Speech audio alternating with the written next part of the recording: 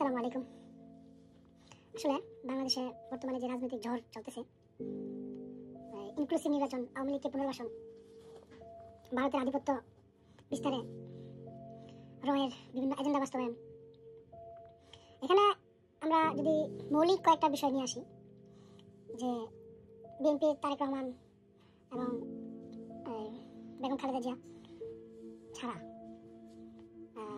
আর যারা তরুণ ছাত্র সমাজ, তাদেরকে হয়তো বা তাদের অনেকেই আপনি টাকা দিয়ে কিনতে পারবেন না, অথবা টাকা দিয়ে কাকে কিনা যায় না।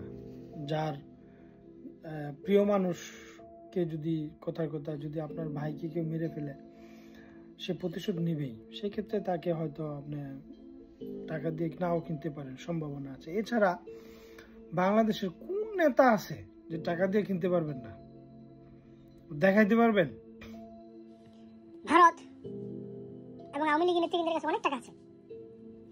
এই যে মাসুদ কামাল আওয়ামী লীগের দালাল বা ভারতের রয়ের এজেন্ডা বাস্তবায়ন করতেছে, উনি বলে কি যে বাংলাদেশে 1 কোটি আওয়ামী লীগ আছে, বা জনগণ সিদ্ধান্ত নেবে আওয়ামী লীগকে নিষিদ্ধ করবে কিনা। বাংলাদেশের 90% জনগণকে আমার মনে হয় টাকা দিয়ে কিনা যাবে, যেভাবে আপনাকে কিনছে। হ্যাঁ, বড় বড় নেতা যাই বলেন কেন রাজনীতি করে? টাকার জন্য। বিজনেস। বাংলাদেশের পলিটিক্স ইজ এ বিজনেস। নীতি আদর্শের রাজনীতি খুব কম মানুষ করে। সো এই থিওরিগুলা ভুলে যান। আর দ্বিতীয় প্রশ্ন হচ্ছে যে বাংলাদেশের যে রাজনৈতিক কালচার দীর্ঘদিন যাবৎ ছিল, সেটা হচ্ছে প্রতিহিংসার রাজনীতি, ডিভাইড অ্যান্ড রুল, যেটা ব্রিটিশরা করছে, ভারতও সেটাই করছে। বাংলাদেশের মানুষকে কিভাবে ভাগ করা যায়, ডিভাইড করা যায়। ডিভাইড অ্যান্ড রুল কি নরমালি বিএনপি ক্ষমতা আসলে আওয়ামী লীগ নেতৃবৃন্দের উপর মিথ্যা মামলা, ব্যবসা বাণিজ্য করতে না দেওয়া, ব্যবসা দখল করে নেওয়া, আবার আওয়ামী লীগ ক্ষমতা আসলে বিএনপি নেতাকর্মীদের উপর অত্যাচার, নির্যাতন, মামলা, এই যে পাল্টাপাল্টি রাজনীতি, হিংসা প্রতিহিংসা। তো কিছু মানুষ প্রতিশোধ নেওয়ার জন্য হলেও বিএনপি করতো, আবার কিছু মানুষ প্রতিশোধ নেওয়ার জন্য হলে আওয়ামী লীগ করতো, কারণ এই দুইটা দলই বারবার ক্ষমতা যায়। তো স্বাভাবিকভাবেই হয়তো বাবা আওয়ামী লীগ করে, ছেলেরা তো আওয়ামী লীগ করে না, কোনো রাজনীতি করে না, কিন্তু বিএনপি ক্ষমতা গেলে দেখা যাচ্ছে যে তার বাবা, তার ভাই, তার বংশের কেউ কাউকে মিথ্যা মামলা, মিথ্যা নির্যাতন, ব্যবসা বাণিজ্য ধ্বংস করে দেওয়া, তখন সে তো অপেক্ষায় থাকবে যে না, আমি কোন দল করলে আমি পরবর্তীতে বিএনপি সকল গুন্ডাগুন্ডা বা আওয়ামী লীগের গুন্ডাগুন্ডা প্রতিশোধ নিতে পারবো। এইসব কারণে মানুষ মূলত বাংলাদেশে বিএনপি করে এবং আওয়ামী লীগ করে, কোনো নীতি আদর্শের জন্য করে না। এটা হচ্ছে বাস্তবতা। আমার কথা শুনতে তিতা লাগতে পারে, কিন্তু বাস্তবতা হচ্ছে এটাই। এই পরিস্থিতি থেকে দেশকে যদি ফিরে আনতে হয়, একমাত্র আইনের শাসন প্রতিষ্ঠিত করতে হবে। কেউ আইনের ঊর্ধ্বে নয়। সে মন্ত্রী, মিনিস্টার হোক, দেশের প্রধানমন্ত্রী হোক। বিচার বিভাগকে স্বাধীন করতে হবে।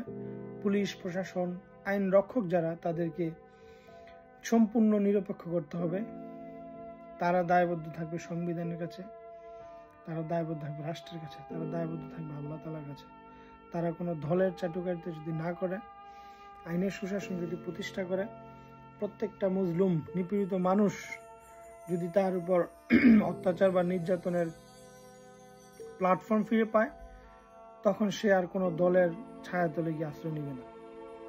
বিশ্ববিদ্যালয়গুলোতে যে নতুন ছাত্ররা আসে, তারা কিভাবে ছাত্রদল, ছাত্রলীগে আশ্রয় নেয়?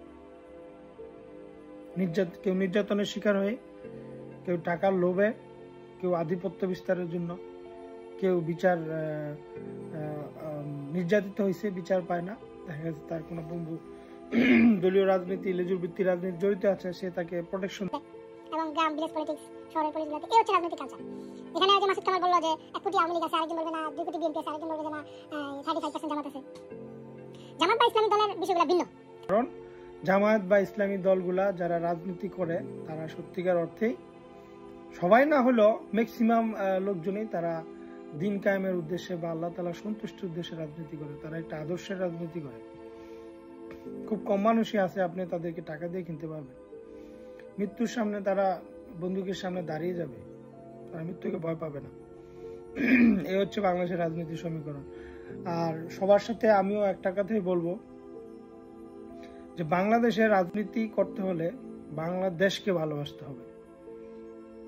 অন্য দেশের এজেন্ডা বাস্তবায়ন করে, যে কোনো দেশ হতে পারে, শুধু যে ভারতের কথাই বলবো তা না, ভারত হোক, পাকিস্তান হোক, আমেরিকা হোক, চায়না হোক, কোনো দেশের এজেন্ডা বাস্তবায়নের জন্য কেউ যদি রাজনীতি করে, সে বাংলাদেশে রাজনীতি করতে পারবে না। বাংলাদেশের জনগণ তাকে মেনে নেবে না, আজ হোক কাল হোক, তাকে প্রত্যাখ্যান করবে। সুতরাং বাংলাদেশে কেউ যদি রাজনীতি করতে হয়, এই নতুন বাংলাদেশে অভ্যুত্থানের পর থেকে 2025-এর রাজনীতি করতে হলে তাকে বাংলাদেশকে ভালোবাসতে হবে। আমরা যারা বাংলাদেশকে ভালোবাসবো, বাংলাদেশের স্বাধীনতা, সার্বভৌমত্ব, বাংলাদেশের নিজস্ব কৃষ্টি, কালচার, সংস্কৃতি, বাংলাদেশের ধর্ম, বাংলাদেশের মানুষের যে নার্ভস, সেগুলোকে বুঝে আমরা যারা রাজনীতি করব, জনগণ তাদেরকে মেনে নিবে। হ্যাঁ, আমরা রাজনীতি করতে গিয়ে আমাদের দ্বন্দ্ব হবে, আমাদের মধ্যে বিতর্ক হবে, আমাদের মধ্যে ঝগড়াঝাটি হবে, আইন মামলা হবে, কিন্তু সবাই দেশে থাকবে, দেশকে ভালোবাসবে। অন্য দেশের এজেন্ডা বাস্তবায়নকারী কোনো দলকে বাংলাদেশে রাজনীতি করতে দেওয়া উচিত নয়। বাংলাদেশের মানুষ সেটা বুঝে গেছে। তারপরেও এটা কঠিন, অনেক কঠিন, কারণ বাংলাদেশ একটা শিশু রাষ্ট্র। বাংলাদেশের মানুষের দেশপ্রেম যতটুকু আছে তার চেয়ে অনেক বেশি আছে তাদের দারিদ্রতা, শিক্ষার অভাব, চিকিৎসার ঘাটতি। তো এইসব কারণে বাংলাদেশের মানুষকে অধিকাংশ মানুষকে টাকা দিয়ে কিনা যায়। সুতরাং বাংলাদেশে যারা পরবর্তীতে রাজনীতি করবেন, বিষয়গুলো খেয়াল রাখবেন। এদেশের মানুষ খুব সহজেই বেইমানি করতে পারে, অন্য দেশের কাছে বিক্রি হয়ে যেতে পারে। বড় বড় রাজনৈতিক দলগুলো যারা রয়েছে তারা সহজেই টাকার কাছে বিক্রি হয়ে যাবে। বিষয়গুলো সাবধান এবং সেভাবেই এগিয়ে যাবেন। আর ভারতের যে দালাল, ভারতের বর্তমানে রয়ের যারা যে সকল এজেন্ডা বাস্তবায়নের চেষ্টা করছে, যে সকল মানুষগুলা ওয়াকার থেকে শুরু করে মাসুদ কামাল থেকে শুরু করে আরো যারা আছেন, তাদেরকে প্রোটেকশন দিতে হবে, তাদেরকে ইমিডিয়েটলি তাদেরকে ক্ষমতা থেকে সরিয়ে দিতে হবে এবং টক সূত্র পর্যন্ত তাদেরকে সুযোগ দেওয়া উচিত নয়। তাদের বিষাক্ত অযৌক্তিককে যুক্তিকে পরিণত করা এবং বিষাক্ত চবল জনগণকে বিভ্রান্ত করবে।